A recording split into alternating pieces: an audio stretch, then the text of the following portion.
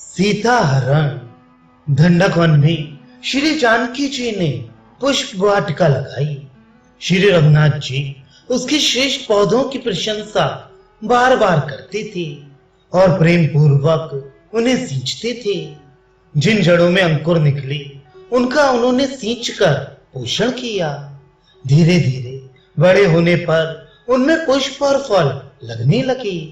नाना प्रकार के पौधों की सुंदर पंक्तियां इस प्रकार लगी थीं जैसे स्वर्ण की लताएं सजाई गई हों। राक्षस मारीच ने तब वहां आकर मृग का रूप धारण किया और उस वाटिका को चीरता हुआ एक बार दिखलाई पड़ा, फिर भाग चला। श्री रघुनाथ जी ने हाथ में धनुष उठाया और बाण चढ़ाकर आघात किया। बाण लगते ही मारीच ने देवगति स्वर्ग प्राप्त कर ली। मरते समय उसके द्वारा कपट पूर्वक की गई हा लक्ष्मण ये पुकार सुनकर श्री जानकी जी व्याकुल हो गईं और उठकर वेग से दौड़ पड़ी। श्री लक्ष्मण जी ने श्री जानकी जी के चारों ओर जल से बंधन में रेखा मंत्र पढ़कर खींची कि जो इसके भीतर आएगा वह यहीं बंधा पड़ा रहेगा। वे स्वयं वीर, हे भाई आप कहाँ हैं? ये कहते वन में चले। उनके चले जाने पर तुरंत ही रावण शरीर में विभूति लगाकर साधु का वेश बनाकर आया और बोला, माता जी भिक्षा दो।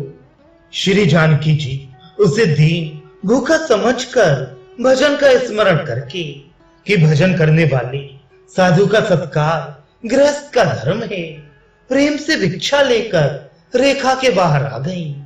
रावण ने सीता जी का हरण कर लिया और उन्हें उठाकर इस प्रकार हृदय में डरता हुआ भागा मानो कंगाल ने महान निधि अमूल्य संपत्ति पाली हो। सूरदास जी कहते हैं, श्री जानकी जी यही कहकर पश्चाताप कर रही थी कि भाग्य की रेखा मिटाई नहीं जा सकती। श्री रघुनाथ इस प्रकार दंडक वन में रहते थे। वे कुश बिछाकर भूमि पर शयन करते थे और वृक्षों के फलों का भोजन करते थे। जगत जननी श्री जानकी जी ने फुलवारी लगा रखी थी। उसे मारीच रूपी हिरण चर चर कर भाग जाता था। प्रभु ने क्रोध करके हाथ में बाण लिया और तत्काल उसे धनुष पर चढ़ाया।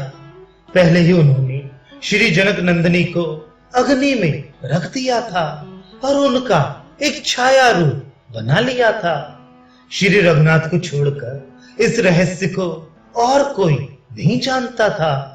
मारीच के पीछे जाते समय प्रभु ने छोटे भाई से कहा, तुम यहीं रहना, जानकी जी को छोड़कर कहीं जाना मत।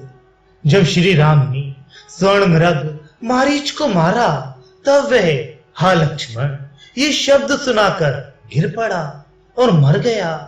उसके शब्द को सुनकर सीता जी ने लक्ष्मण से जो कुछ कठोर बातें कही वे तो मुझसे कही नहीं जाती।